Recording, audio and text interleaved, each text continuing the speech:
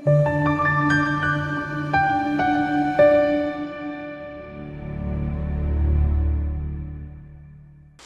enkulu ukukhuluma nawe ngokukhethekile kwi-channel igama uPastor weNingi. La ukhona khona njengamanje uNkulunkulu engathi angakubusisa, uNkulunkulu engathi angavula iminyango yempumelelo. Sokhuluma la ngamaphupho amabili amathathu. Silandele sisabheka la iphupho likaPamela kaCaba uthi ngiphupheke ibhasi lingaqhamuki ngililindile awu ngilibele ngilicinga ngibeke nomthwalo kuthiwa ke liyezi ibhasi belingaqhamuki kwaqhamuka elinye kwesho driver ngambuza wathi ke liyeza.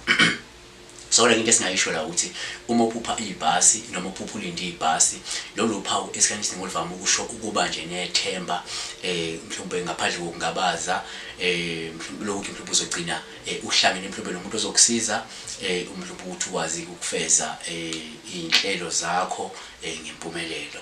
Kodwa futhi kunye singakubala ukuthi uphupha ulinde ibhasi nalolu phawu olingachaza la ukuba nesineke noma ukulinda ngesineke noma ukulangazelela usizo oluthile noma insiza nokwesekwa okungase kubuse phambili ngokwempilo yabona.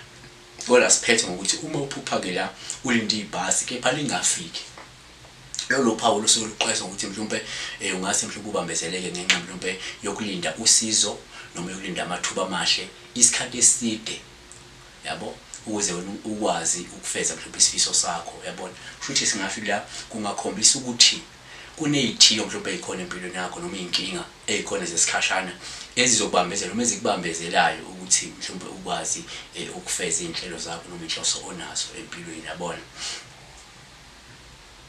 Futhi uyabambeleleka noma uzobambeleleka ngenxa yokuthemba abantu abathile noma yokuthemba ukuthi ungahle uthole usizo ugcina usubambeleleka empilweni yabona uzibambezele yabo.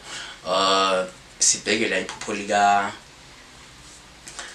Bhekifa Mkhonto uthi ke unjani pastor ngicela ukubuza ukuphupha umuntu wakho ekujolela kuchazana. Into esingayibala into yokuqala 1 iphupho efana leli kwesinye isikhathi likhuthaze ukungamethembi umuntu. Uma ungamethembi umuntu unokuyiphupha into enjengathi umphuphe ngathi uyakuthola kusho ukuthi awumethembi nama insecurities athi noma umuntu onesikhwele yabo. Kodwa ake singene sicele sithi uma uphupha la mhlawumbe isithandwa sakho sikujolela ulolu uphawu oluhle noluvama esikhathini esiningi ukubika ukuthi lo muntu loyo uqotho futhi uthembekile ungamethemba.